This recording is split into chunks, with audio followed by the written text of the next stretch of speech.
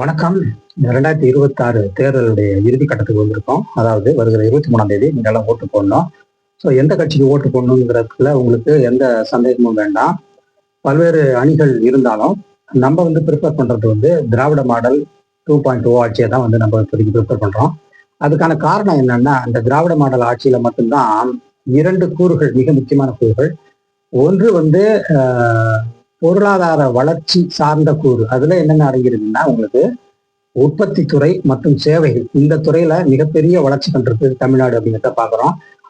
அகில இந்திய அளவுல அது முதல் இடத்துல இருக்கு. உற்பத்தி மற்றும் சேவை, அதாவது manufacturing as well as goods and services, இது ரெண்டுலுமே இன்னைக்கு இந்தியா தமிழ்நாடு இந்தியாவிலேயே டாப்ல இருக்கு அப்படிங்கிறத சொல்றோம்.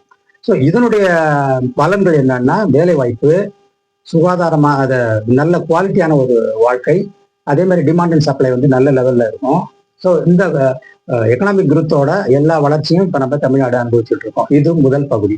இரண்டாவது பகுதி கல்வி மற்றும் சுகாதாரத்தை உள்ளடக்கிய சமூக மேம்பாட்டு வளர்ச்சி, அதாவது சோசியல் டெவலப்மெண்ட் குரோத். இது இன்னொரு கண்ணு. So economic growth and social development growth, இது ரெண்டுமே திராவிட மாடல் ஆட்சியினுடைய இரு கண்களாக பாதிக்கப்படுகிறது. இந்த இரண்டும் சார்ந்த வளர்ச்சி என்பது தொடர வேண்டும். அடுத்த 5 ஆண்டுகளுக்கு தொடரணும். ஏற்கனவே 5 ஆண்டுகள்ல தொடர்ந்து இது பலன்களை நிறைய கொடுத்துச்சு அப்படிங்கிறத பாக்குறோம்.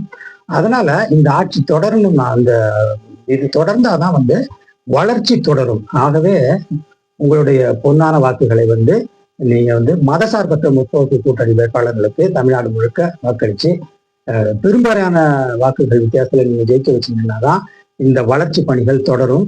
ஏன்னா எப்படி பொருளாதார வளர்ச்சி, எக்கனாமிக் குரோத் எவ்வளவு முக்கியமோ அதே மாதிரி சமுதாய வளர்ச்சியும் முக்கியம். இது ரெண்டுமே தன்னுடைய குறிக்கோளாக இயங்குகிற ஸ்டாலின் அரசாங்கம் தொடர வேண்டும். இது தொடர்ந்தாதான் தமிழ்நாடு வெல்லும், தமிழ்நாடு போராடும் அப்படிங்கிற அந்த ஒரு குறிக்கோளுக்கு ஒரு ஆன்சர் கிடைச்ச மாதிரி இருக்கும். ஆகவே மக்கள் தொடர்ந்து இந்த ஆட்சிக்கு மீண்டும் வாய்ப்பு கொடுக்க வேண்டும்ங்கிறது தான் நம்மளுடைய குறிக்கோள்.